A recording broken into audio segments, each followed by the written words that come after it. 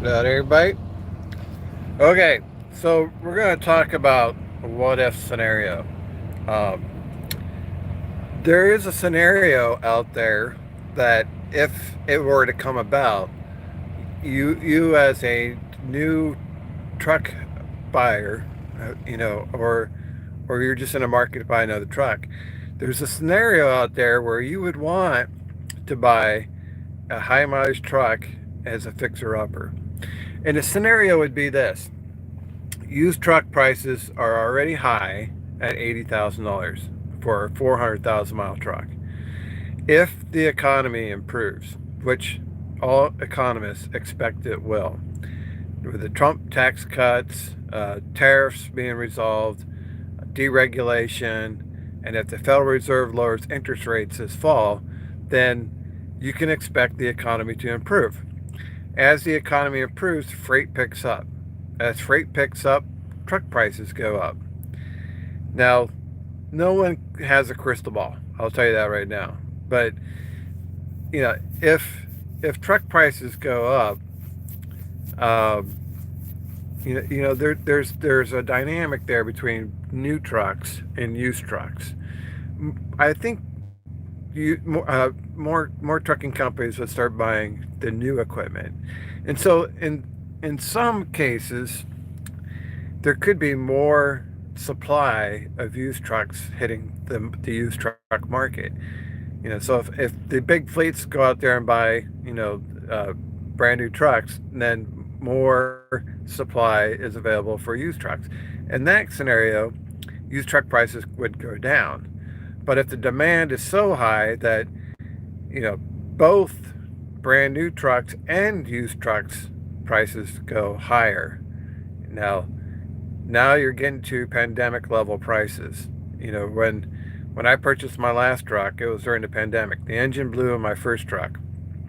I had to have another truck, and you couldn't buy a truck for less than $100,000, and that was for a truck with 400,000 miles on it. So there is a scenario where these used truck prices could go higher. They're 80,000 now. They could go 90,000, getting closer to 100,000. We're reaching pandemic level pricing with peak freight. It's possible, because the economy would boom, and there could be pent up demand, and you know, freight could just be flying off the shelves, and with the tariffs now, there's going to be more trade, from U.S. products to other countries, so there could be more product to move. So it's hard to say. Like I said, no one has a crystal ball, but that scenario does exist. That scenario exists where used truck prices go even higher. In which case, you take a look at these high mileage trucks. Trucks with 600, 700,000 miles on it, and you would take the approach of, okay, this is going to be a project truck. We're going to fix it up and we're going to run it. So you could take a truck like that, invest $40,000, and run it for 3 years. You take it, and at some point you would do an in frame, and you try to keep it on the road as best you could until the market turns. So the market will have a life cycle all of its own. And we could be at the beginning of a new bull cycle where for the next few years it's just grow, grow, grow, grow, grow. Well, eventually, what goes up must come down, and then prices will come back down. But in the meantime, you had jumped into a high mileage truck, did an in frame, and you ran that, as being more cost effective than going out there and spending $80,000 or $100,000 on a newer truck with less miles. It always is a gamble. It's a big gamble. Obviously, the low mileage trucks at a higher price is going to be more reliable, has less miles, and they come with a warranty. That's huge for a first time truck buyer, that warranty. But if you are an experienced owner operator and you have some money to work with, you can take on a high mileage truck and make it work. Now, I wouldn't recommend taking on a higher mileage truck unless you got some money saved. So the question would be, how much money would you have to have saved?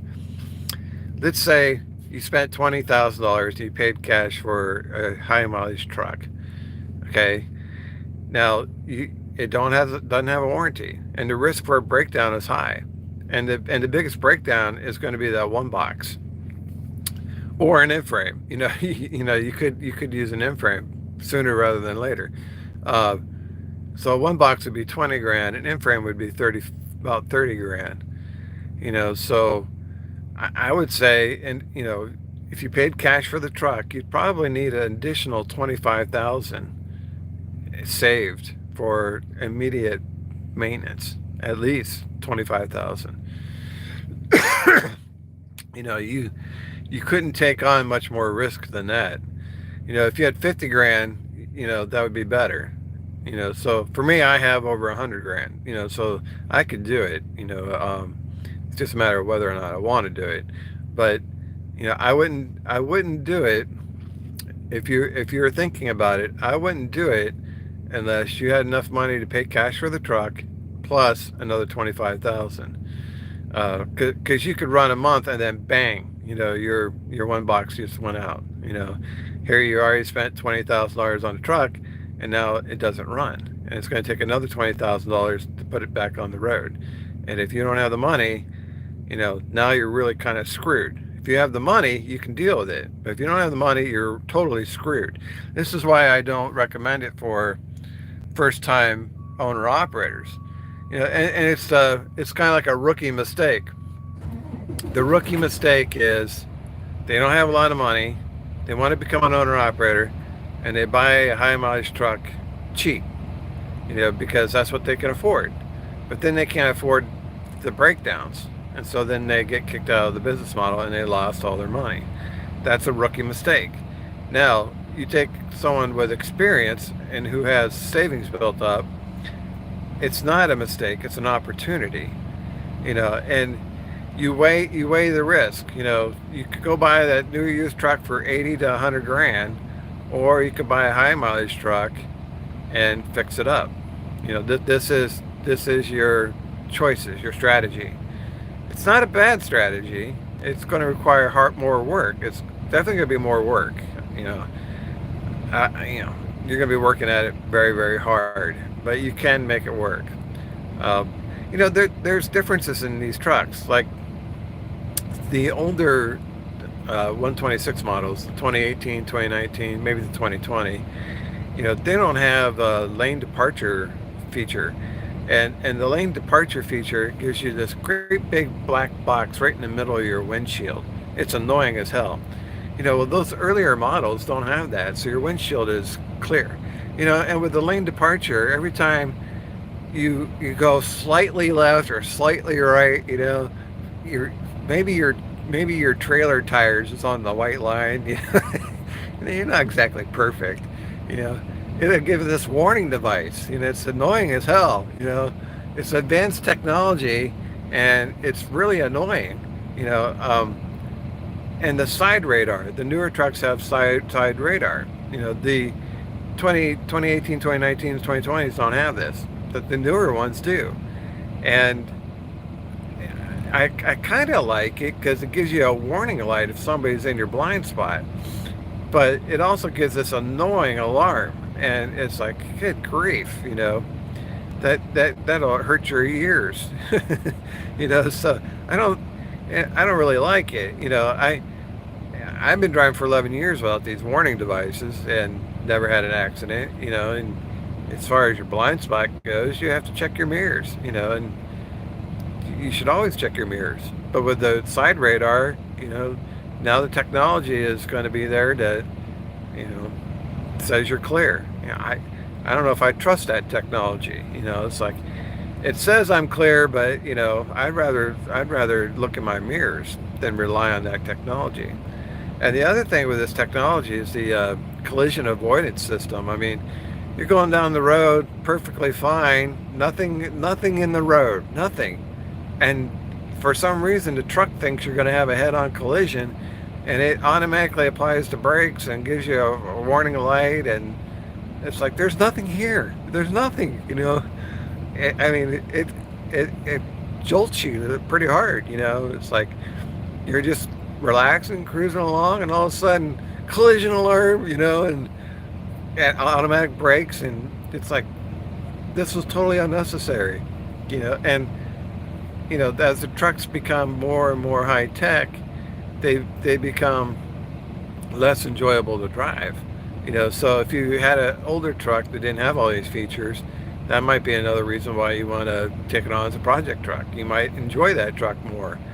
You know, so and the technology is not stopping; it keeps coming year over year over year.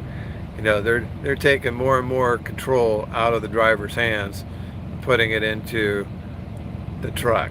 You know, with cameras and sensors, and you know, pretty soon you're going to have AI in your truck. You know, if you don't want all that stuff, then you're probably looking at getting an older truck and fixing it up. You know, so there'd be another advantage for taking on a project truck. But you know, just keep in mind there are scenarios and business scenarios where the cost of the equipment is so high that from a business standpoint, you can justify the cost of taking on a high mileage truck and fixing it up. But you got to have some money to work with. And if you're a rookie and you don't have a lot of money, you know, that's a high risk, high risk. You know, I would not recommend it for a rookie. Um, you know, a seasoned owner operator knows what he's doing. He has some money to play with. You know, they may enjoy a project truck. You know, but for a first time truck buyer, that could be a big mistake. All right, guys, that's all I got for you. If you're watching, we'll see you on the internet.